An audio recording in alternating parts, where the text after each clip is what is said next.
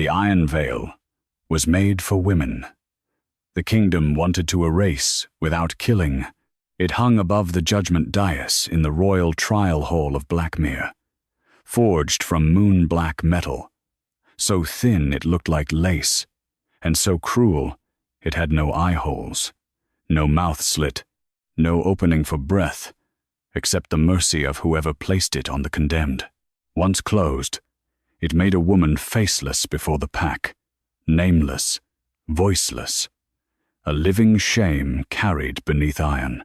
Tonight, they brought it down for Sera Vale, not because she had murdered, stolen, or betrayed the crown, because she had lifted her eyes when the Alpha King passed. The trial hall was full enough to make the air taste of fur, cold, stone, and judgment. Alpha lords stood beneath black wolf banners. Noble women watched from silver galleries. Warriors lined the walls in ceremonial armor. At the far end, beneath a throne carved from winter oak and wolfbone, Alpha King Kaelen Morcant sat in a dark crown, his face severe, his pale grey eyes unreadable. Sera knelt in the center of the hall with chains around her wrists and a slave collar at her throat. Her knees ached against the stone. Her thin grey shift clung to her skin from the cold. A faded omega mark had been branded below her left collarbone years ago, not by moonlight, but by ownership law. In Blackmere, slave omegas were not allowed to belong to a bloodline, a house, or a future. They belonged to labor, kitchens, kennels, punishment rooms, and the noble hands that pointed. Sera belonged to the royal kennels. She had spent 12 years cleaning wolf cages, carrying meat buckets, mending torn bedding, and washing blood from stone floors after alpha training. She knew the moods of beasts better than men. Beasts warned before they bit. Men smiled first. Above her, Lady Isolde Fenn stood beside the throne in a gown of white wolf silk, her golden hair braided with pearls, her expression soft with public sorrow. She was the woman the court expected Kaelen to name as Luna before winter's end. Beautiful, noble, beloved by the council, and always careful to make cruelty sound like protection. She is not being punished for looking at the king, Isolde said gently, as if explaining mercy to children. She is being judged because the old prophecy forbids faceless blood from gazing upon the crown. A murmur of approval passed through the hall. Sera kept her head bowed. Faceless blood. That was what they called children born without recorded parents, sold through debt houses before they were old enough to remember names. No lineage, no scent worth tracking, no right to lift their eyes toward power. Lord Varick, the chief counselor, unrolled a strip of black parchment. Sera Vale, slave Omega of the royal kennels, you are accused of violating crown sight law during the procession of the autumn tribute. 3 witnesses claim you looked directly upon His Majesty with unlawful intent. Sera's fingers tightened against the chains. Unlawful intent. She had not meant anything. A wolf pup had broken loose from the tribute cages, terrified by drums and torches. It had run toward the king's horse, and Sera had lunged after it before a royal guard could spear it. She had looked up only because Kaelen had reached down from horseback and caught the pup before it fell beneath hooves. For one heartbeat, their eyes met. That was all. One heartbeat. And in that heartbeat, the king had flinched. No one else seemed to remember that. Sera did. She remembered his eyes sharpening, as if he had seen something impossible in her face. She remembered Lady Isolde stepping between them almost at once. She remembered the guard striking Sera to the ground before the pup could even stop trembling. Now she knelt before the entire court for it. "Speak," Lord Varick said. "Do you deny looking upon the king?" Sera raised her head slightly. The hall hissed. A slave Omega was not supposed to meet the council's gaze either. "I looked because the wolf pup was frightened," she said. Her voice was rough from cold and disuse. In the kennels, She spoke more often to animals than people. Isolde's face softened further. Kindness does not excuse disobedience. No, Sera said quietly. But fear should not be called seduction. The court went still. Then laughter cut through the hall, low and cruel. Kaelen did not laugh. That was worse. He sat motionless on the throne, one gloved hand resting against the carved wolf head at his side. His face remained cold, but Sera saw tension in his jaw, saw the faint shadow beneath his eyes, saw how he looked at her not with desire, not with pity, but with suspicion sharpened by something like recognition. Isolde saw him looking. Her smile faded by a thread. "The iron veil," she said. 2 priestesses carried it forward on a silver hook. The hall quieted. Even the alphas shifted uneasily. The veil had not been used in 7 years. The last woman forced to wear it had never spoken again. Some said the veil did not merely cover the face. It showed the court what the condemned deserved to be remembered as. Blank iron, empty shame, erased woman. Sera's breath shortened. She had survived hunger, whips, kennel fever, winter floors, and hands that believed ownership was permission. She had taught herself not to cry, because tears made punishers patient. But when the veil came closer, something childlike and terrified rose in her chest, not her face. It was the only thing she had left that had never belonged to them. Kaelen leaned forward, a barely visible movement. Isolde noticed. "Your Majesty?" The court waited. For one dangerous moment, Sera thought he might stop it. Then Kaelen's gaze hardened. His voice came low and controlled. "Proceed." The words struck her like a door closing. Of course, a king would not shame his future Luna before the court for a slave Omega who had once looked at him from the dirt. The priestesses placed the iron veil against Sera's face. It was colder than death. The metal closed around her temples, cheeks, mouth, and eyes, sealing her in darkness. Panic surged. She could not see, could barely breathe. The court became a muffled sea of whispers. The collar at her throat tightened, as if the veil had awakened every law written against her body. Then something impossible happened. The iron warmed, not from outside, from her skin. A thin crack sounded beside her left eye. The hole fell silent. Another crack followed. Sera felt light pressing against the veil from within her own bones. Silver, cold, ancient. The metal groaned. Someone gasped. Isolde whispered a sharp command, but Sera could no longer hear the words clearly. The iron veil shattered. Silver shards exploded outward and froze in the air around her face like broken stars. Sera opened her eyes. Every alpha in the hall dropped to one knee. Not willingly, not gracefully. Their wolves forced them down. A cry rose from the galleries. Lord Varric stumbled backward. Isolde's face emptied of color. Kaelen stood so violently the wolf-bone throne cracked beneath his hand. Behind Sera, the floating shards turned to mirrors. In each shard, the court saw the same ancient image. A woman with Sera's face, painted on a prophecy wall older than Blackmere.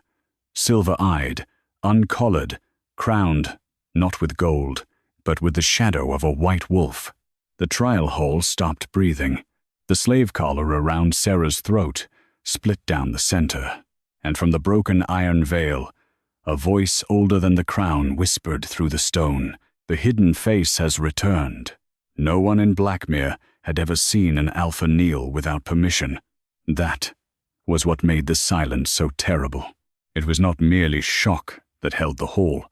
It was the raw animal terror of wolves, forced to bow by a power older than rank, older than crowns, older than the laws that branded Amigas and named them property. One by one, the Alpha Lords remained on one knee, hands braced against the stone as their wolves fought and failed to rise. Even the royal guards had gone pale. Some stared at Sera, as if she had become a blade, pointed at the throat of the kingdom. Others stared at the silver shards floating around her face, each one still reflecting the same impossible image. Sera, crowned in white wolf, shadow, her eyes lit with silver fire, her throat bare of any collar. The slave collar at her neck lay in 2 pieces on the floor. Sera looked down at it, as if it belonged to someone else. The skin beneath it still burned from years of iron, but the weight was gone. For a moment, she could not feel relief. Only disbelief, sharp and disorienting. Her whole life had been ruled by things that tightened: chains, collars, laws, hands, hunger, silence. She had imagined freedom often enough to hate herself for it. Yet now, in the middle of the trial hall, with every alpha dragged to one knee and the broken iron veil sparkling around her like frozen moonlight, freedom did not feel like joy. It felt like danger with nowhere to hide. Lord Varric found his voice first. "Seize her," he rasped. No one moved. The old counselor tried again, louder this time, spittle at the corner of his mouth. "Seize her!" Still, no one moved. The royal wolves lining the hall were not kneeling, but they had backed against the walls with their ears flattened and their teeth bared at nothing visible. The beast sense in them understood before the humans did. Something in the room had changed shape, and no obedient command could force the instinct out of it. Sera raised one hand without meaning to. The silver shards turned. A collective breath sucked through the court. She froze. She had not summoned them, had not called anything. She was a kennel slave who knew how to quiet wounded pups and survive winter rations. Not a witch, not a prophetess, not a woman from a mural painted before the founding of Blackmere. Yet the shards moved with her. Lady Isolde stepped down from the dais at last, white silk whispering over the black stone. She did not kneel. That frightened Sera more than if she had. Isolde's face had regained its elegance, but only just. Beneath it, alarm moved like a knife under cloth. "How extraordinary," Isolde said softly. "The veil breaks, and suddenly the court mistakes an old omen for a miracle." Sera looked at her, the noble woman's eyes hardened by a fraction. She had expected gratitude from fear, submission from ceremony, and silence from a slave Omega. She had not expected to be looked at without permission by the woman she had meant to erase. Kaelen descended from the throne platform. The movement shattered what remained of stillness in the room. The alphas who had been forced down were beginning to breathe through the compulsion, but none had fully risen yet. Their wolves remained pressed low under the weight of whatever had entered the hall through Sera's broken veil. Kaelen alone walked through it. He came toward her without haste, without visible fear, and yet every line of him held tension. He was taller than she remembered from the tribute procession, harsher up close, his dark ceremonial coat trimmed in winter fur, his black crown casting shadow over pale gray eyes that had not left her face since the veil shattered. Those eyes held no softness, only calculation, unrest, and something more dangerous because it was buried under both. Recognition. He stopped, 3 steps away. Sera did not bow. Some distant part of her understood that this was madness. Another part understood that bowing now would be a lie her body could no longer survive. "What did the veil show you?" Kaelen asked. His voice was low enough that the court had to strain to hear it. Sera noticed that he had not asked what she was. Not yet. He wanted the truth of the moment before the truth of her. "I saw nothing while it was closed," she said. "Only dark, the prophecy face," Lord Varric snapped. "Ask her about the prophecy face." Kaelen did not look away from Sera. "I will ask what I choose." A tremor passed through the hall. Isolde's expression remained calm, but the fingers of one hand tightened around the silver chain at her waist. "Your Majesty, with respect, The trial cannot continue in confusion. The old temple records speak clearly. If the iron veil breaks, and the court sees the painted face, the marked woman must be taken below the throne vault before moonrise. If not contained, her blood awakens the wolves into civil frenzy. Contained. Sera knew that word too. It was what kennel masters said before chaining a beast to rot alone.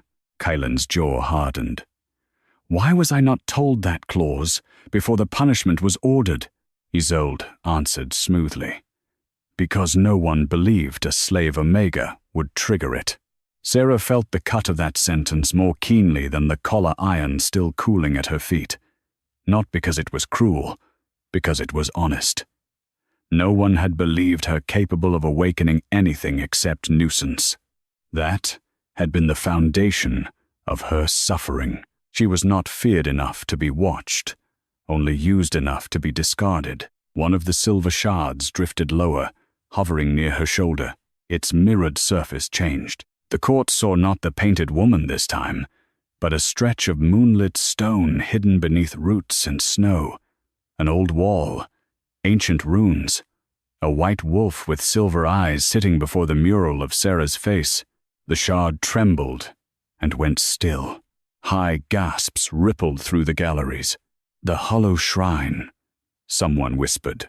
Lord Varric went ashen. Destroy the mirrors. No one obeyed. Kaelen's gaze flicked to the vision, then back to Sera. Have you ever been to that place? No. Have you seen it before tonight? No. Isolde stepped closer. She may not know consciously. Prophecy blood often dreams in symbols before it fully wakes. Sera turned toward her. You speak, as if you have been waiting for this. That landed too sharply. For the first time, Isolde's control slipped. I have been protecting this court from exactly this. The wolves along the walls began to howl, not with rage, with longing. The sound raised the hairs along Sera's arms. It came from deep in their chests, an answering grief, as if something lost had moved at the edge of their senses after generations of absence. The alphas, still kneeling, flinched under it. One struck his fist against the floor and tried to stand, only to be driven down again by his own beast. Kaelen looked toward the doors. Outside, from somewhere beyond the hall, a far older howl answered. Not from any wolf inside the palace, from the forest. The silver shards all turned at once toward the western wall. Then every candle in the trial hall went out. In the sudden dark, the ancient voice from the broken veil returned, colder and clearer than before. Before the second moon rises, bring her to the buried shrine, or the king will lose the sight of his wolf forever. Achbelis.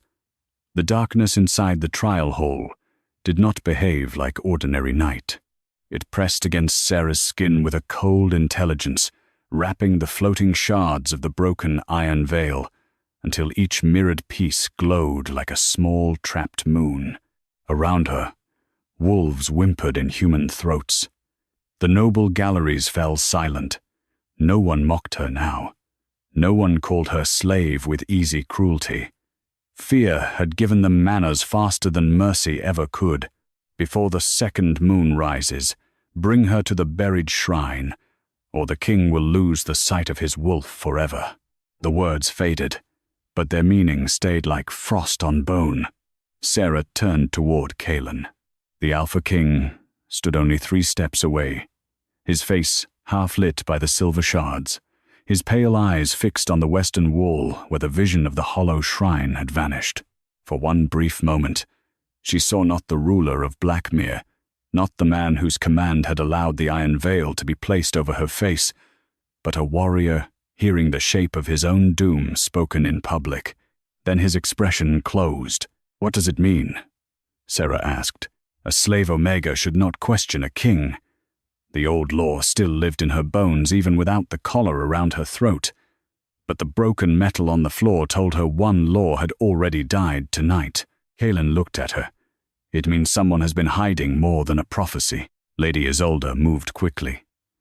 It means the veil's spirit seeks to divide the crown from the court. "Your Majesty, the hollow shrine is forbidden for good reason. It was sealed after the first wolf madness. No royal blood may enter it without temple sanction." Lord Varric seized the chance. The false face must be contained. If she reaches the shrine, the prophecy may fully awaken. Sera's hands curled at her sides. "You speak of my face as if it belongs to you," Varric sneered. "Your face became a royal matter the moment it appeared in ancient prophecy." Sera almost laughed. Her face had been ignored when bruised, hidden when collared, struck when lifted, and now that power had made it useful, they wanted to claim it as evidence. The cruelty of courts was not only that they took, it was that they renamed. Taking as duty. Kaelen's voice cut through the dark. Enough. The command carried alpha force, but something strange followed it. A faint flicker crossed his eyes, like moonlight passing behind fog. He blinked once. Sera saw it. So did Isolde. Her face changed for half a heartbeat before smoothing. Not concern. Calculation. Kaelen lifted one hand to his temple. The nearest silver shard turned toward him, and in its mirror, Sera saw what his own eyes had not shown clearly. Behind the king stood the shadow of a massive wolf, pale, eyed and proud, but its gaze was clouded by black threads crossing over both eyes like a veil. Sera's breath caught. The king's wolf was being blinded. Kaelen followed her gaze to the shard. For the first time, true fury entered his face. Who did this? No one answered. The black threads over the reflected wolf tightened. Kaelen staggered one step, and every alpha in the hall felt it. Their wolves snarled in alarm. A king's wolf was not only his beast, it was the center of pack order. If Kaelen's wolf went blind, Blackmere would not merely lose a ruler's strength, it would lose the living eye that held the alpha houses from tearing one another apart. Isolde stepped toward him, hand outstretched. "Let me steady you." The silver shard flashed. In its surface, Isolde's hand was not bare. It held a thin black thread running from her ring to Kaelen's reflected wolf. Sera saw. "Kaelen did not. Do not touch him," Sera said. The hall inhaled. Isolde slowly turned her head. "Careful, Omega." The old word struck, but it no longer landed the same way. Sera looked at the shard, then at Isolde's ring, a pale moonstone set in silver, beautiful enough to look sacred. "There is a thread on your hand," Sera said. Isolde's eyes hardened. "There is madness on your tongue." Kaelen looked between them. "Show me your ring." Isolde smiled, with injured dignity. "My king, this is absurd. Show me." The command struck the court. Slowly, she lifted her hand. The ring appeared clean. Lord Varric exhaled. Prophecy illusion. But one shard drifted closer to Sera's face, and she understood something without knowing how. The iron veil had not shattered to reveal only her. It had shattered into witnesses. It could show what eyes had been trained not to see. Sera reached for the shard. Kaelen said, "Do not." She touched it anyway. Cold sliced through her fingertips.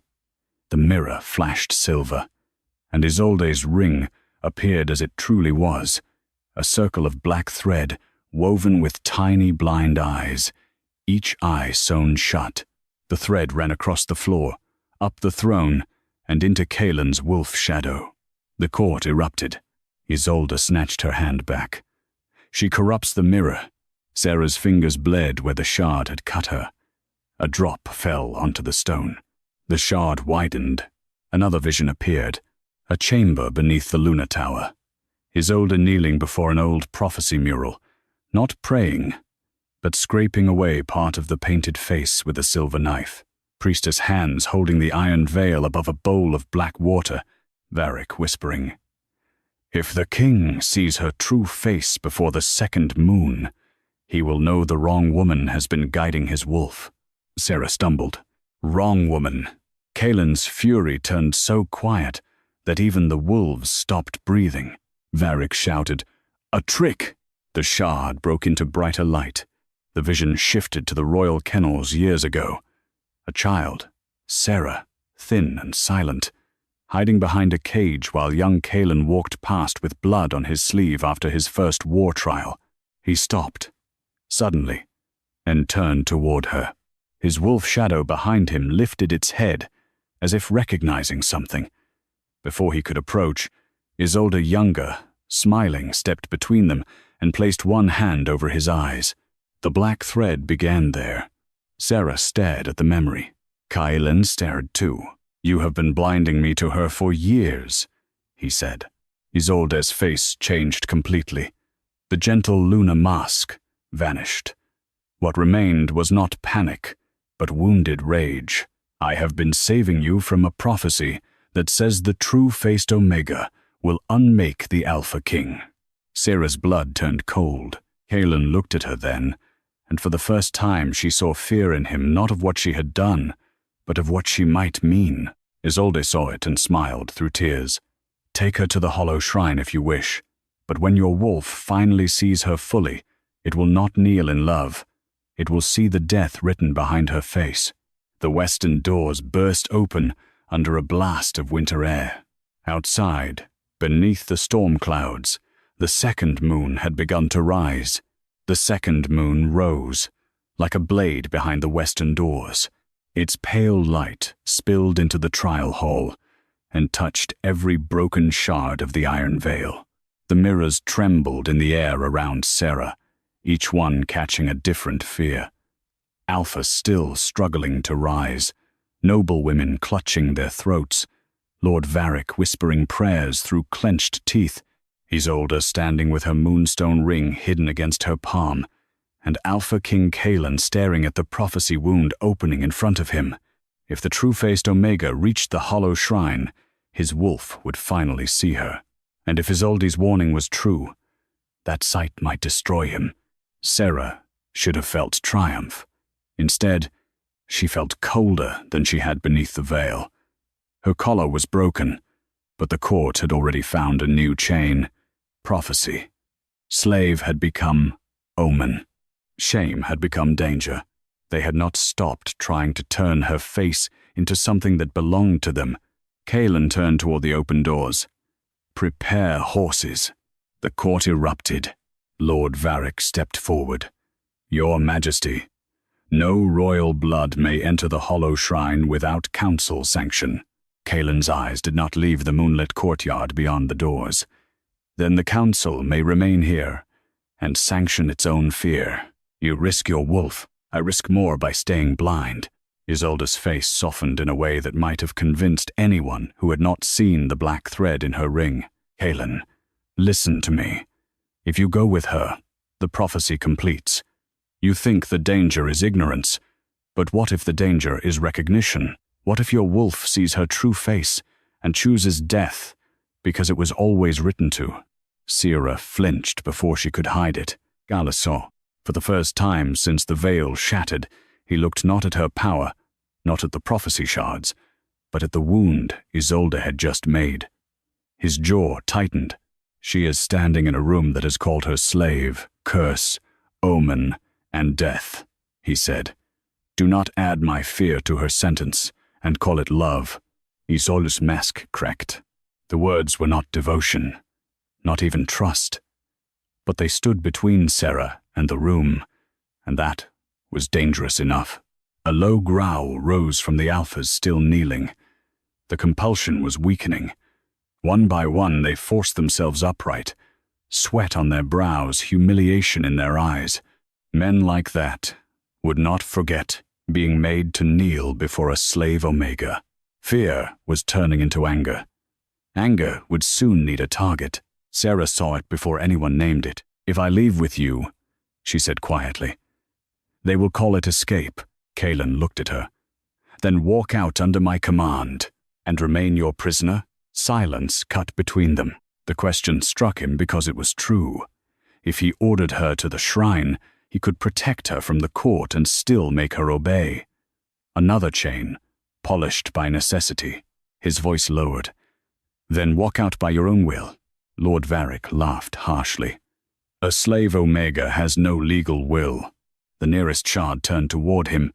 In its mirror, Varric appeared not in council robes, but in a hidden chamber beneath the trial hall, holding a record book filled with faceless children's names. Beside each name was a price. Sera saw collars, debt seals, Omega brands, and the seal of the Royal Council stamped over all of it. The hall went still. Sera's stomach turned. You sold us. Varric's face went grey. Kennel debts are lawful. The shard flashed silver, then showed another vision, a little girl with Sera's dark hair being carried from a burned village, her face covered by a scrap of cloth, while Varric told a guard, "No name, no lineage. Mark here, Omega, and send her to the kennels." Sera stopped breathing. That girl was her. The court saw. Kaelen saw. His voice became deadly soft. You knew where she came from. Varric's mouth opened. No answer came. The shards spun faster around Sera. More images flickered snow, burning huts, a white wolf banner torn in mud, a woman with silver eyes hiding an infant under roots, an old shrine wall painted with the same face Sera now wore. The visions came too quickly to understand, but one thing became clear. Sera had not been born faceless. Someone had made her so. Isolde stepped back. Only one step, but Sera saw. Kaelen did too. You were there, he said. Isolde's lips parted. I was a child. So was she. The words struck like a blade. Outside, the second moon climbed higher. The silver shards began drifting toward the western doors, forming a path of broken light across the hall. At its end, beyond the courtyard, the forest waited black and ancient beneath the moon. The hidden voice whispered again from every shard. The shrine opens only for the unmasked. Sera touched her bare throat where the collar had broken. And if I go? The shards answered with one vision. Kaelen standing before a white wolf mural, blood at his eyes, his shadow wolf blind no longer but staring at Sera as if she were both salvation and ruin. Then the vision changed. Sera lying on the shrine floor, the iron veil reformed over her face, while Isolde wore a silver crown. Sera stepped back. Kaelen's gaze sharpened. What did you see? She looked at Isolde, then at the council, then at the broken collar on the floor.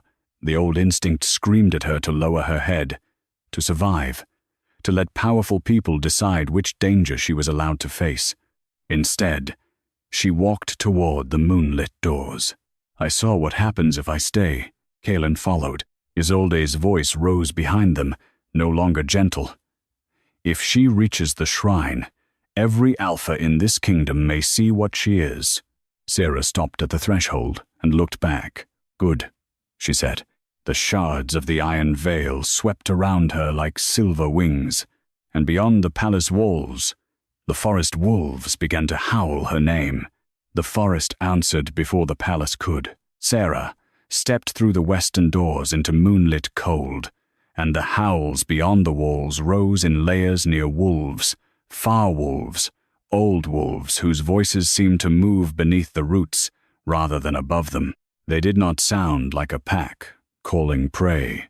They sounded like something remembering a name the world had tried to bury. The silver shards of the iron veil circled her shoulders, casting broken reflections across the snow-dusted courtyard.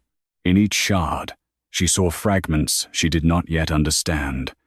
A white wolf banner burning, a woman with silver eyes running through winter trees, a child wrapped in blood, warmed cloth, Isolde's young face watching from behind a carriage curtain, Lord Varric's seal pressed over a stolen record. Kaelen walked beside her, not ahead. That unsettled the guards more than if he had drawn a sword. An Alpha King did not walk beside a slave Omega. He commanded. He escorted. He possessed the path. But he matched her pace beneath the second moon, his black cloak moving in the wind. his pale eyes shadowed by the same black threads she had seen around his wolf. Behind them, the court spilled into the courtyard in a restless wave. Alphas, guards, counselors, priests, and noblewomen came because fear could not remain indoors when prophecy walked away. Isolde followed last, her white gown hidden beneath a silver cloak, her face calm again, except for the hand closed tightly around her ring. Sera felt her watching. "She will not let us reach the shrine cleanly," Sera said. Kaelen's gaze remained on the forest gate. "No. You knew? I know people who survive by controlling what others see." The words were too close to confession. Sera looked at him. "And you?" His jaw tightened. "I was trained to see threats, not wounds." A bitter answer. An honest one. It did not excuse the iron veil. It did not erase the command he had given to proceed. But it told her he was not trying to wrap his failure in noble cloth. The western gate groaned open. Beyond it lay the old wolf road, a path of black stone, half swallowed by snow and roots. No torch burned there. The second moon gave enough light, and the shards of the veil floated before Sera like silver lanterns. As she stepped beyond the palace walls, the nearest forest wolves emerged from the trees. They were enormous, not palace-bred war wolves, not noble house beasts with polished collars and trained obedience. These were wild forest wolves, white and gray and black, with eyes that reflected moonlight like sacred water. The guards lifted spears instantly. The wolves did not attack. They lowered their heads. Sera stopped. Every breath in the crowd behind her caught. A slave Omega, bowed to by wild wolves. Lord Varric hissed. "Witchcraft." One of the shards turned toward him. He went silent. Kaelen watched the wolves, then Sera. His expression had gone still, but his wolf shadow trembled behind him in the nearest mirror shard. The black threads across its eyes tightened, as if the sight pained it. Isolde moved closer. "You see? The forest recognizes her because the prophecy is waking. That does not make her safe. Old powers bow before they devour." Sera did not turn. "You sound afraid." "I am," Isolde said. "And unlike you, I understand why." There was truth in that. Sera hated hearing it. She did not know what waited at the hollow shrine. She did not know why wolves called her name, why her face lived on an ancient wall, or why the king's wolf would lose its sight if she did not go. All she knew was that every person who had kept her in chains wanted her afraid enough to stay blind with them. So she walked. The forest swallowed the court. Snow fell softly between ancient pines. The wolf road wound beneath arching branches carved with old runes. The further they went, the less the palace sounds followed. Even the alphas grew quieter. Their rank meant less under trees older than their houses. Sera felt the broken veil shards shifting around her, sometimes close enough to kiss her cheek with cold, sometimes flying ahead to mark the path. Halfway to the shrine, the first trap opened. The ground beneath Sera's feet split. Kaelen caught her before she fell. His arm locked around her waist, strong and immediate, pulling her back as the snow collapsed into a hidden pit lined with silver spikes. Several guards shouted. A wolf snarled. The pit had been covered with white branches and mooncloth, almost invisible under the snow. Sera froze against him. For one heartbeat, she felt the heat of his body, the iron control in his breathing, the way his hand stopped tightening the moment he realized he was holding her too close. He released her carefully, not because he wanted to, because she had spent her life being handled. Sera stepped away, shaken. "Thank you." His eyes stayed on the pit. "Do not thank me for reaching too late." Before she could answer, a shard drifted over the trap. Its surface flashed, revealing hands setting the mooncloth hours earlier. Royal guard gloves, council seal, and one pale hand, wearing a moonstone ring. Isoldes. The court turned. Isolde looked genuinely wounded. A vision from a broken veil is not proof. The shard multiplied the image across 10 mirrors. Varric snapped. The Omega controls them. Kaelen turned toward him so slowly that the counselor stepped back.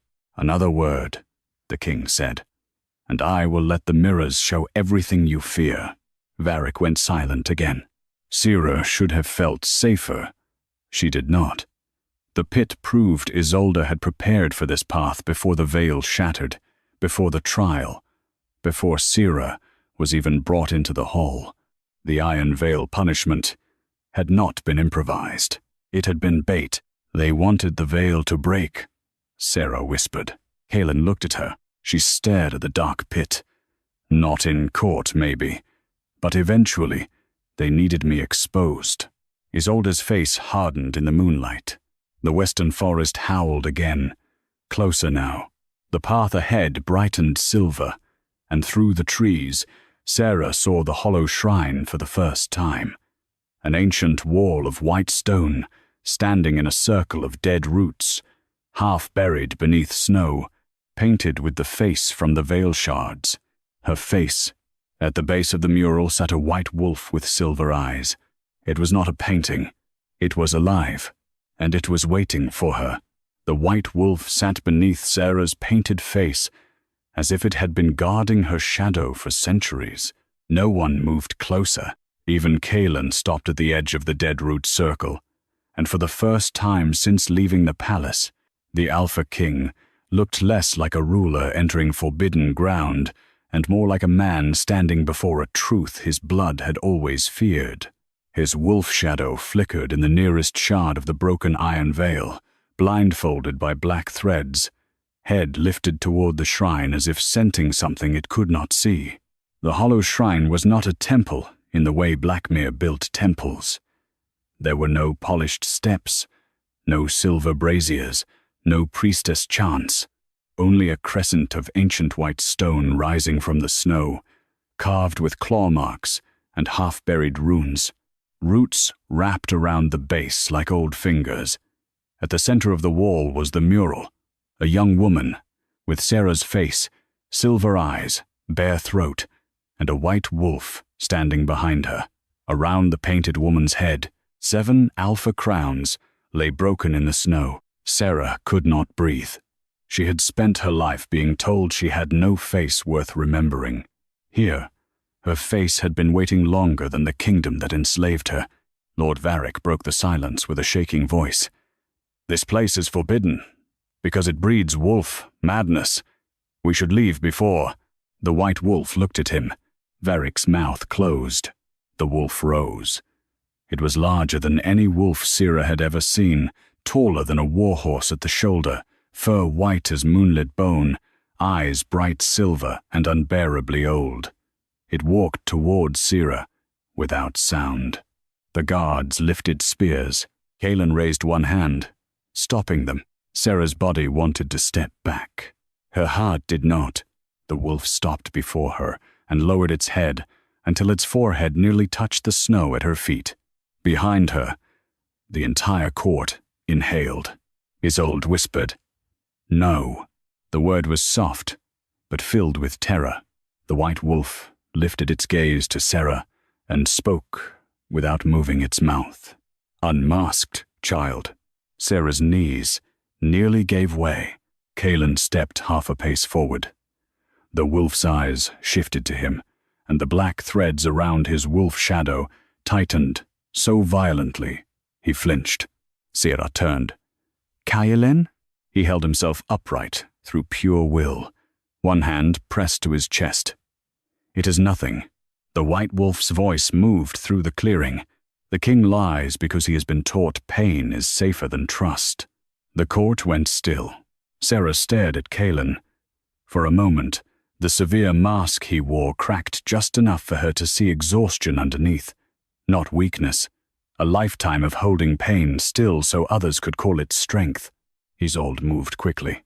"This is exactly the danger. The shrine speaks into wounds and calls it truth." The white wolf looked at her. "And you speak through fear, and call it love. The shards of the iron veil spun around Sera, catching the moonlight, then turned toward the mural. One by one, the painted crowns above Sera's face began to bleed silver. The runes beneath the image lit in a language older than Blackmere, but Sera understood them as if they had been carved into her bones. The face hidden from kings will return when the crown can no longer see the soul. Kaelen read it too, his expression sharpened. This prophecy does not say she will kill me. No, Sera whispered. It says you cannot see. The white wolf circled them once, leaving no prints in the snow. The iron veil was not made to punish the guilty. It was made from the first king's fear. Long ago, an alpha could not bear that a slave-born girl saw the truth of his wolf. He forged iron to hide every face that might reveal him.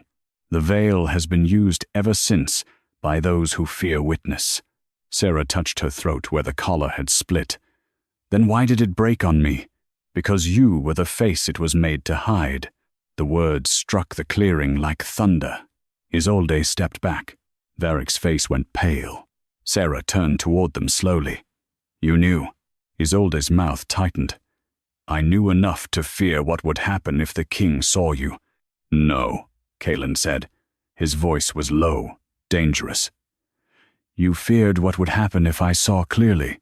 The silver shards flashed. A vision rose across the shrine wall. Isolde, as a child standing beside Varric in the ruins of a burned winter village. A woman with silver eyes. Sera's mother hid an infant beneath roots, while wolves fought in the snow. Isolde watched as Varric found the child, covered her face with cloth, and ordered her taken to Blackmere. No name, he said in the vision, no lineage. If she lives faceless. Sera's breath left her. Her mother, the white wolf, bowed its head beside her. Last guardian of the unmasked line. Sera reached toward the vision, but it faded before her fingers touched stone. Grief opened inside her, sudden and deep. She had imagined being unwanted, because imagining worse had been unbearable. Now the truth stood before her. She had been hidden, renamed, enslaved, and punished, not because she was nothing, but because powerful people feared what she could make visible. Kaelen's voice was cold enough to freeze blood. Varric. The counselor stumbled back. It was necessary. The prophecy said the unmasked girl would unmake the Alpha King. The white wolf growled. The prophecy said she would unmake the blindness that made kings devour their own packs. Sera looked at Kaelen. His wolf shadow in the mirror shard trembled. The black threads around its eyes pulsed from Isolde's ring, but now the white wolf's presence had drawn them into the open. Each thread was tied not only to Isolde, but to old court vows, council lies, false visions, and the king's own fear. The white wolf faced Sera. If you want him to see, you must remove the veil from his wolf. But once he sees your true face, he will also see every truth hidden from him. His court, his blood, his chosen Luna, himself. Sera swallowed. And if he cannot bear it, then his wolf will go blind forever. Isolde seized the moment. You hear that? She could destroy him with a touch. Kaelen turned to Sera. The court waited for him to command her, contain her, fear her. Instead, he stepped into the circle of dead roots and lowered his head before the white wolf. Sera Vale, he said, his voice rough but steady. I cannot ask this of you after what my court did. Her heart tightened. He looked up, pale eyes stripped of command. So I will not ask as king. I will ask as the man who let them cover your face. If you can help my wolf see, do it only because you choose to. The words shook her, more than the prophecy. Choice. It sounded fragile, almost unbelievable. Sera looked at Isolde, who had controlled his sight for years, at Varric, who had sold her childhood into chains, at the court that had called her faceless until her face frightened them. Then she stepped toward Kaelen. "I choose to see what they hid," she said. The silver shards flew together, forming a crown of broken mirrors above them. Sera placed her hand against Kaelen's chest, and the blindfold around his wolf began to burn. The blindfold around Kaelen's wolf burned without flame. It unraveled in thin black threads, each one curling away from the shadow beast behind his skin like dead vines pulled from an old wound. Kaelen went rigid beneath Sera's hand, his jaw clenched, his fingers dug into the snow until blood darkened the white beneath him, but he did not pull away. The white wolf stood beside them, silver eyes fixed on the king, while the broken shards of the iron veil hovered above like a crown made from everything the court had used to erase her. Sera felt the first thread snap. A vision struck them both. Kaelen as a boy, standing in the throne hall after his father. He's older, barely older than he was, pressed a moonstone ring to his brow, and whispered that grief could make a king see enemies where loyalty stood. Varric stood behind her with a black book in his hands. In that book, names had been crossed out. Servants, Omega children, women from burned villages. One name had been left blank beside a small sketch of a girl with silver eyes. Sera. Kaelen staggered. Sera almost withdrew her hand, but his own hand closed around her wrist, not to stop her, not to command her, but to keep the connection from breaking. "Continue," he said through his teeth. The second thread burned. This vision was worse. A royal kennel years ago. Sera, small and barefoot, asleep beside a sick wolf pup because the kennel floor was warmer near its body. Young Kaelen entered quietly after a night of council training, his face pale with exhaustion. His wolf shadow lifted its head toward the child, ears pricking in recognition. Before Kaelen could step closer, Isolde appeared. She touched his temple with the moonstone ring. The black thread slid over his wolf's eyes, and Kaelen turned away, as if he had forgotten why he entered.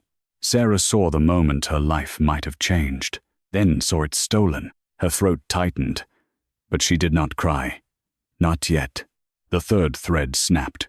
Kaelen saw executions signed in his name after Varric altered reports. Omega debts extended by forged law. Wild packs, blamed for raids committed by council soldiers. Isolde whispering into his dreams that the faceless Omega in the kennels carried death, not prophecy. Every time his wolf tried to look towards Sera, black thread tightened around its sight. Kaelen made a sound low in his chest. Not a growl, not a cry, but something torn from the place where kings hid shame. "I thought I was seeing clearly," he whispered.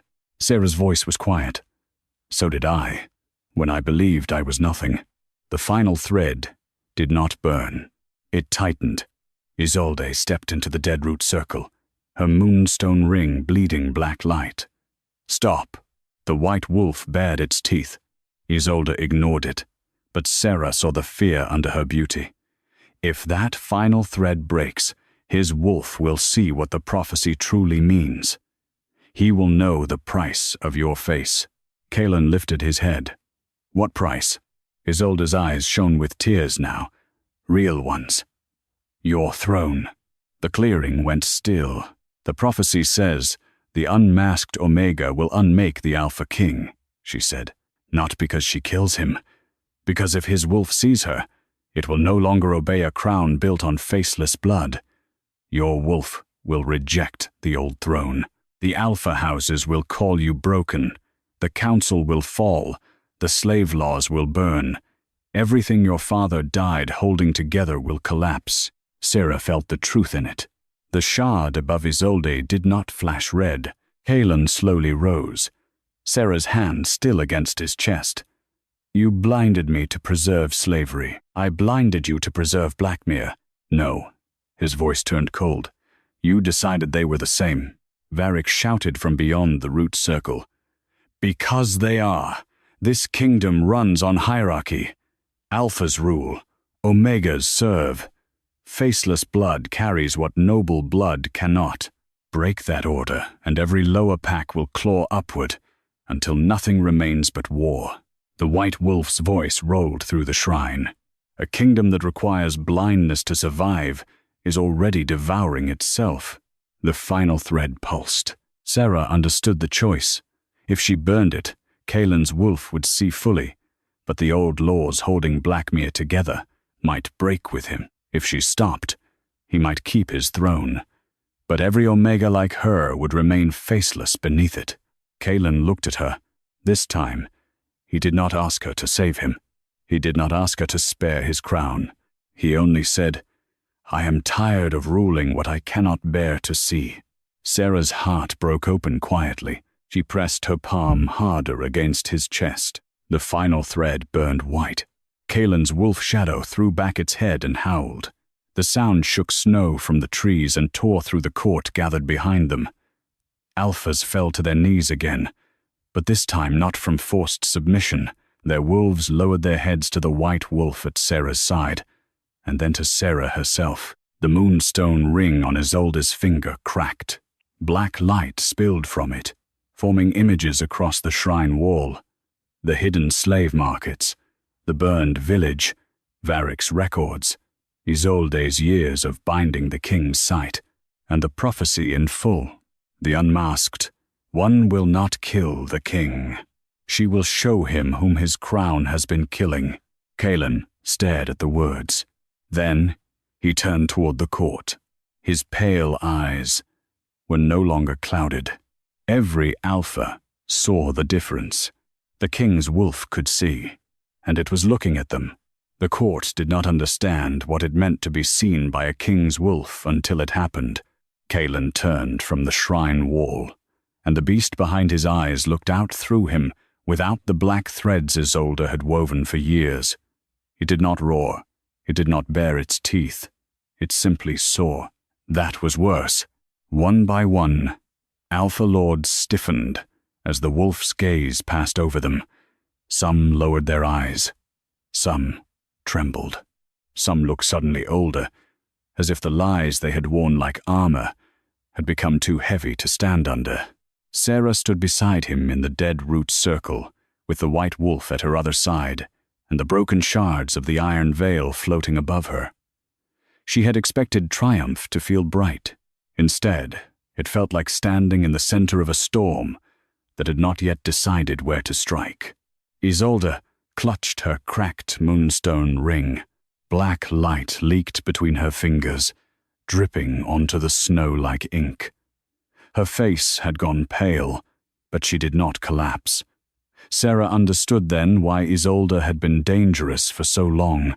She did not break when exposed. She changed strategy. "You see now," Isolde said to Kaelen, voice shaking only slightly. "So look fully. Look at the lower packs. Look at the border houses. Look at the debt riots your father crushed. Look at every Omega uprising that ended in burned villages. You think faceless law was born from cruelty alone? It was born from fear of what happens when hierarchy fails." The mirror shards flickered. For one breath, Sera saw pieces of that history. Wolf packs tearing through winter settlements, starving Omegas forced into rebellion, Alphas slaughtering children to prevent revenge, councilmen writing harsher laws after every uprising. It was not the clean story of evil rulers and innocent victims. It was uglier, cruelty feeding fear, fear feeding cruelty, generation after generation, until slavery became law because no one powerful wanted to admit they were afraid. Kaelen's jaw tightened. Varric seized the moment. "Your Majesty, the laws may be harsh, but they kept the realm from devouring itself." Sera turned on him. "Did they?" Her voice carried through the clearing. "Because I saw your records. You did not stop the devouring. You organized it. You put collars on children and called it peace. You sold stolen girls to kennels and called it debt. You blinded your king and called it protection. Do not speak of survival as if you were not feeding from it.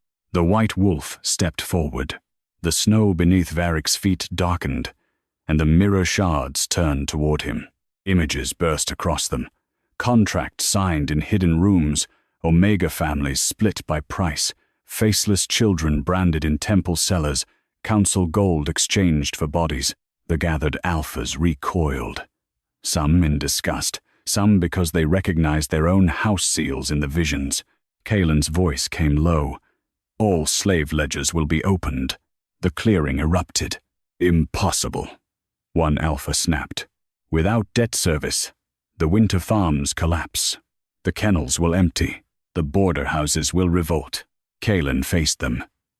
Then they will revolt against law, not truth. The answer was strong, but Sera saw the danger in it. So did everyone else. A king could break a collar with a command. He could not rebuild a kingdom with one sentence. If he moved too fast, the powerful would answer with war. If he moved too slowly, the faceless would remain faceless under softer words. The prophecy had unmasked the wound. It had not healed it. Isolde stepped towards Sera. The white wolf growled, but Sera lifted a hand. She wanted to hear what the false Luna would try next. You think he will free you, because he sees you now? Isolde asked softly. He may mean it tonight. Men often mean mercy when magic is watching. But when the ledgers open, when food stores fail, when alphas threaten his borders, when wolves die because the old order breaks too quickly, he will need someone to blame. And who will be standing closest to the broken law? Sera's throat tightened despite herself. Isolde smiled with grief sharpened into poison. You. Kaelen moved, but Sera spoke first. Maybe. That single word silenced them more than denial would have. Sera looked at the alphas, the guards, the priestesses, the frightened nobles, the wild wolves under the trees, and finally at Kaelen. Maybe they will blame me. Maybe they will fear me. Maybe freedom will be harder than prophecy makes it sound. But I would rather be hated for opening a door than praised for kneeling behind one. The iron veil shards rang softly. The white wolf lowered its head. Kaelen looked at Sera as if the words had entered him somewhere deeper than command. Not love.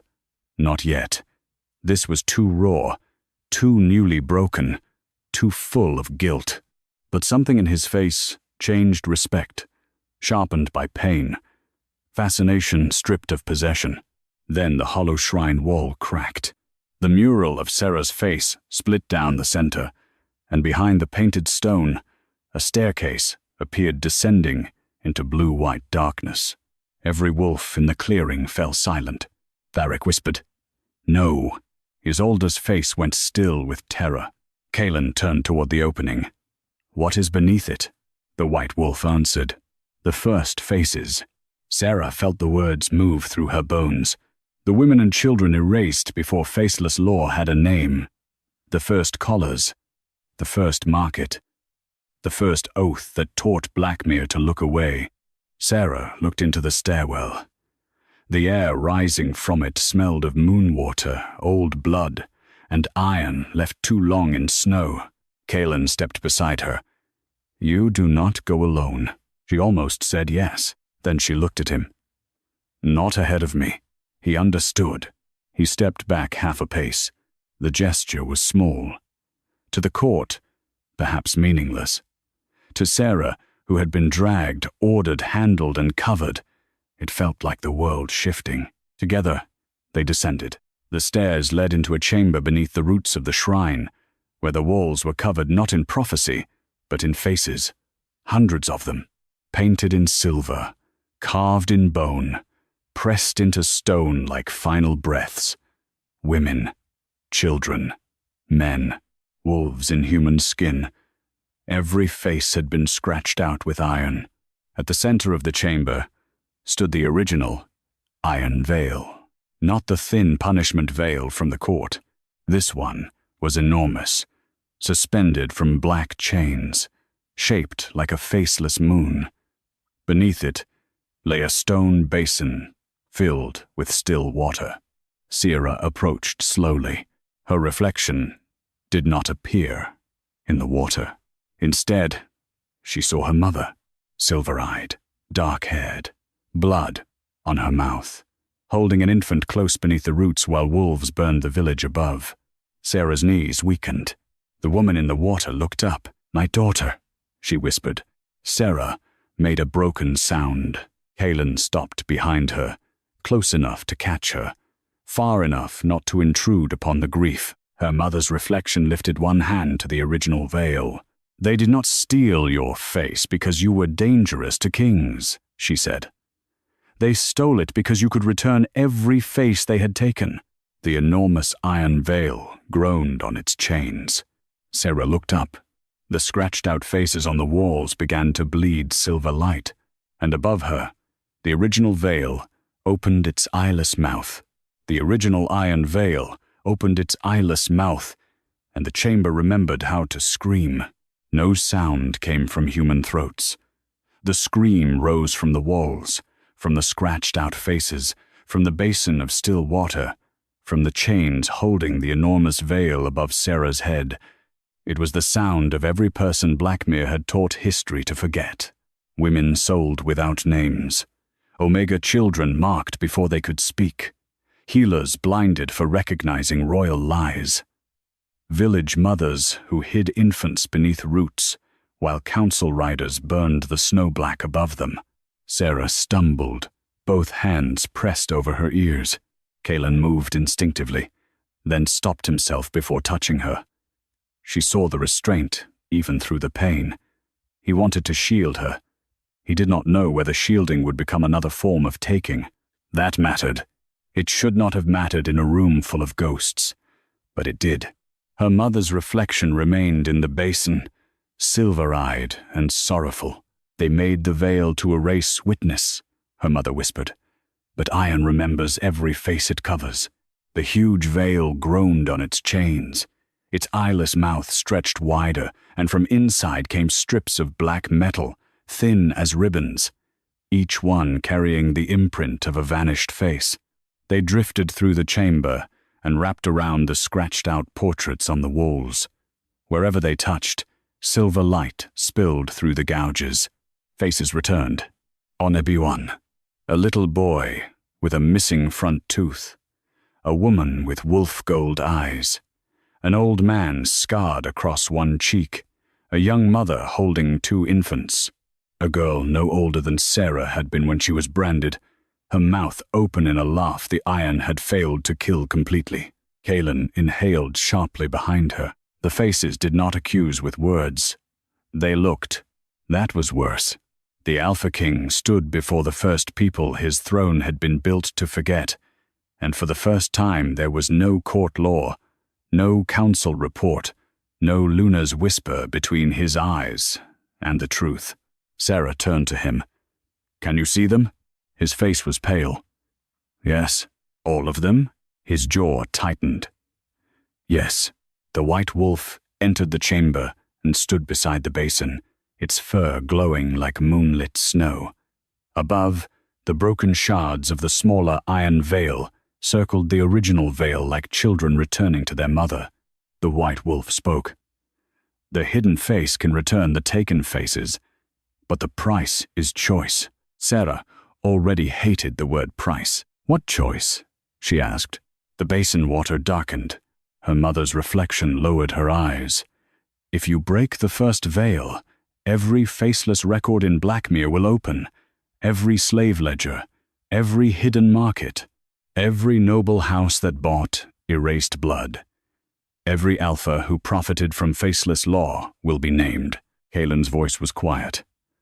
"That is not the price." Sera looked at him. He had understood before she had. Her mother's reflection nodded, sadly. "No. The price is that once every face returns, no one can pretend the kingdom was stolen by a few cruel men. They will see how many obeyed, how many looked away, how many survived by accepting another person's chain. The realm may fracture under the shame. From above, Distant howls rolled through the roots. The court was still waiting outside. Isolde and Varric were still free enough to twist fear into revolt. The Alpha houses were already humiliated, already threatened, already standing before a slave Omega whose face had forced them to kneel. If Sera broke the veil, Blackmere might burn. If she did not, every erased face would remain trapped beneath iron, because the truth was inconvenient. Her hands shook. Kaelen stepped beside her. "Sera," she laughed once, broken and quiet. "Do not say my name like you can make the choice easier." "I cannot." "Then what can you do?" His eyes held hers, stripped of crown and command. "Stand where the blame falls." The answer silenced her. He looked up at the enormous veil. "If the ledger's open, I will not let them name you the cause. My crown upheld the law. My court profited from it. My blindness protected it. The first judgment falls on me." Sera wanted to believe him. That frightened her. Belief was a soft place, and soft places were where chains were hidden. Before she could answer, Isolde's voice echoed down the stairwell. Beautiful words from a king who has not heard the armies yet. She descended into the chamber with Varric behind her and half a dozen Alpha lords at her back. Her cracked moonstone ring still bled black light, but she held herself with terrifying composure. Kaelen turned. "You were ordered to remain above, and you were ordered by prophecy to avoid this place." Isolde's gaze moved to the original veil. "Neither of us is obeying well tonight." Varric pointed toward the restored faces. "Look at this madness. She is waking the dead crimes of every house in Blackmere. If that veil breaks, the lower packs will riot, the slave markets will burn, and every Alpha family here will be hunted by those who once served them." Sera looked at the Alpha lords behind him. Fear shone in their faces. Not fear of ghosts, fear of consequences. Isolde stepped closer, voice softening. "Sera, listen to me. You think I hate you because you are powerful. I do not. I fear you because you are wounded and right. That is the most dangerous kind of person in a kingdom built on wrongs." Sera's throat tightened. Isolde continued. "Break the veil, and you may free faces. You may also begin a war that buries them again beneath fresh bodies. Let us open the record slowly, quietly, under royal control." "Under your control," Sera said. "Unter order." The white wolf growled. Varric drew a blade and seized one of the restored face ribbons drifting near the wall. The face on it was a little girl's. He pressed the blade to the iron as if it were a throat. "Enough," he snapped. "Step away from the veil, or I destroy the first record." The chamber froze. Sera felt the face ribbon tremble. Not dead, not alive, remembered, fragile, in a way that made cruelty unbearable. Kaelen took one step forward. Varric pressed the blade harder. Another step, and this face vanishes forever. The old instinct returned to Sera. Submit, or someone weaker pays. Obey, or the innocent suffer. Lower your head, or pain spreads. Then her mother's reflection spoke from the basin. "My daughter, they have always ruled you by making your mercy hostage." Sera looked at the enormous iron veil, at the restored faces, at the white wolf, at Kaelen, who stood ready to strike but waited for her choice. Not ahead of her, not over her, with her. Sera lifted both hands toward the original veil. Varric shouted, "Do not." She closed her eyes. "I return what was covered," she whispered. "Not for revenge, not for war, for witness." The broken shards around her flew upward and struck the original iron veil. The chamber filled with silver fire. Varric screamed. The face ribbon slipped from his hand and became a living image of the little girl, bright and whole, standing among hundreds of others as the original veil cracked from top to bottom. Outside, every wolf in Blackmere began to howl. The first veil shattered. and above the palace, the names of the faceless appeared across the second moon. The names of the faceless burned across the second moon. They did not appear as prophecy. They appeared as testimony. Hundreds at first, then thousands, silver letters spreading over the pale lunar surface until the night sky itself became a ledger no council hand could close. Every wolf in Blackmere howled beneath it, in the palace, in the markets, in the slave kennels, in the noble towers, in the border farms. Every person marked by faceless law looked upward and saw proof that they had never been nothing. Sera stood beneath the shattered first veil as silver fire fell around her like snow. For one breath, she could not move. The chamber beneath the shrine had changed. The scratched-out faces on the walls were whole again. The basin no longer showed only her mother. It reflected dozens, hundreds, then countless faces restored to memory. The enormous iron veil hung in broken halves from its black chains, its eyeless mouth split open, no longer swallowing witness. Varric lay on the stone floor, clutching his burned hand. He had not died. The veil had not killed him. That almost seemed to disappoint him. Men like Varric understood martyrdom better than accountability. Isolde stood frozen near the stair, moonstone ring cracked to dust around her finger. Black thread spilled from it in dead curls. Without the ring's power, she looked younger and older at once, stripped of the calm certainty that had made her cruelty beautiful. Kaelen stared at the names across the moon through the cracked ceiling of roots and stone. His face was unreadable. Then he lowered himself to one knee, not to Sera, alone, to the restored faces, to the first children, mothers, omegas, healers, and nameless dead, whose erasure had made his kingdom possible. The Alpha Lords behind Isolde reacted with horror. A king, kneeling in private, could be hidden. A king, kneeling beneath the second moon, while every restored name burned above Blackmere, could not be repaired by rumor. "Your Majesty," one Alpha said sharply. "Rise." Kaelen did not. His voice filled the chamber, low and steady. "I kneel because my throne stood over them." Sera's chest tightened. Varric laughed weakly from the floor. "And there it is, the end of Blackmere. A king apologizing to ghosts while the living tear his borders apart." Kaelen turned his head. "No. The end of your Blackmere." The white wolf stepped beside Sera and lowered its head toward the broken veil. The silver shards circling her face drifted outward, carrying restored faces up the staircase, through the shrine, into the forest, toward the palace. The truth was leaving the chamber. Nothing could hold it underground anymore. Isolde found her voice. "You think they will thank you?" she asked Sera. "The faceless will rise. The Alphas will resist. Every debt house will burn its records before dawn. Every noble family named on those ledgers will call you a curse. You have not ended suffering.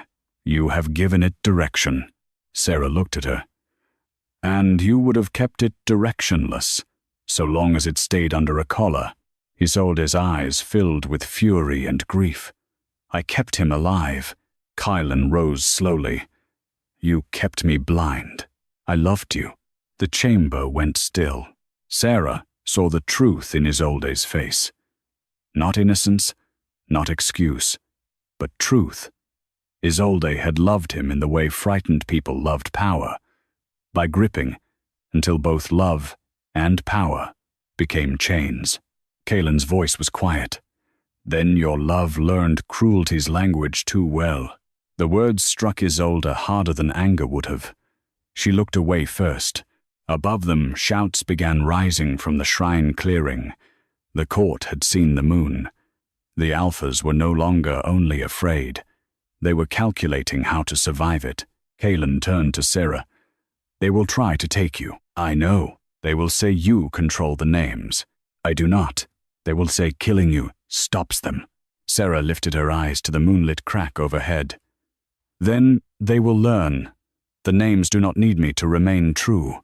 A faint, fierce light crossed his face. Still, I will not let them touch you. The old wound in her almost recoiled. Protection so often became a prettier cage. But Kaelen did not step in front of her. He stood beside her, waiting to see whether she would accept his nearness or refuse it. Sera walked toward the stairs. "Then stand beside me," she said. "Not over me." He followed. They emerged into the shrine, clearing beneath a sky alive with names. Chaos waited. Alpha Lords shouted for order. Guards held back. Noblemen trying to flee. Wild wolves surrounded the court in a silent ring. The freed mirror shards hovered above Sera's shoulders, reflecting every hidden fear back at the powerful. Lord Varric was dragged up behind them in chains. The moment the court saw him, voices broke out. "Traitor. Council law protected us. She bewitched the moon. Kill the Omega before the lower packs rise." Kaelen's wolf stepped through his eyes. The clearing fell silent. "I have seen," he said, 2 words, enough to shake them. He looked at the Alphas first. "Every slave ledger opens by dawn. Every faceless child is to be named before the moon sets. Every debt collar, kennel brand, and inherited Omega bond is suspended until judgment before living witness. Any house that burns records tonight confesses guilt by flame law." An Alpha from the northern ridge bared his teeth. "You would collapse the order of blood for her?" Kaelen's answer was cold. "For what I saw." The Alpha's gaze moved to Sera. "And what is she now? Your prophecy? Your Luna? Your weapon?" Kaelen looked at Sera. The entire court waited for him to claim her. Sera felt the danger of the moment. If he named her Luna, the court would reduce her to romance, bond, possession. If he named her weapon, they would fear her. If he named her savior, they would use her until she broke. Kaelen understood. "She is Sera Vale," he said. "Unmasked daughter of the stolen line. Witness of the faceless. The woman my court tried to erase because her face could make wolves see what crowns buried." The words moved through the clearing, like fire through winter grass. "And she belongs to no throne," he added. Sera could not breathe for a moment. The white wolf bowed. Not forced, not dramatic, simply true. The wild wolves followed. Then the palace wolves. Then, slowly, the lower-ranked guards whose own families carried old debt marks. Some Alphas resisted. Some remained standing, furious and afraid. But enough bowed that the court could no longer pretend Sera was only a slave Omega who had broken a veil. Isolde stood apart, pale and silent. Sera walked to her. Kaelen did not stop her. Isolde lifted her chin. "Will you have me executed?" "No," Sera said. "You will testify." Isolde's mouth tightened. "You think testimony is mercy?" "No. I think death would let you become simpler than what you are." For the first time, Isolde looked uncertain. Sera continued. "You will tell them how you blinded his wolf, how you helped Varric hide the records, how many girls were sold faceless because you believed prophecy belonged to whoever controlled it." Isolde's eyes shone. "And if I refuse?" The shards of the iron veil turned toward her. Sera's voice stayed soft. "Then the mirrors will speak without you." Varric spat blood onto the snow. "You will drown in your own justice." Sera looked at him. "No. We will learn to breathe above what you buried." The second moon brightened. Across its surface, one name burned larger than the rest. Sera Vale. Not Slave, not faceless, not omen. Anam. Sera looked at it until tears blurred the sky. This time, no veil closed over her face. No hand struck her for looking up.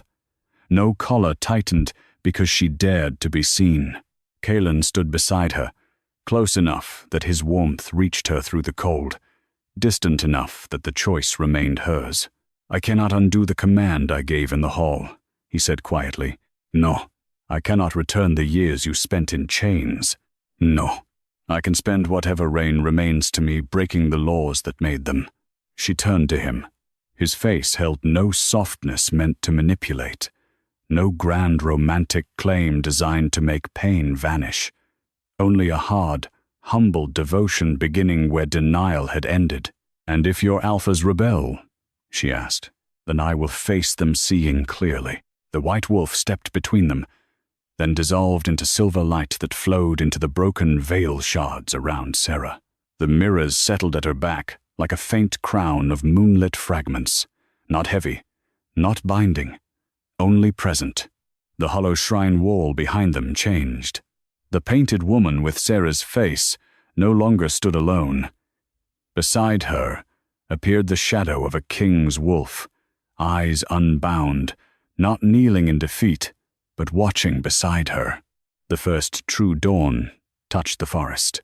Sera looked toward Blackmere's towers, where servants, guards, omegas, and nobles all stared up at the moon that had named the faceless. The kingdom was not healed. It might break before it learned to change. But the door was open, and for the first time in her life, Sera was not being dragged through it. She walked by choice. Kaelen walked beside her, and behind them, every shattered piece of the iron veil reflected her face back to the kingdom that had tried to make her disappear.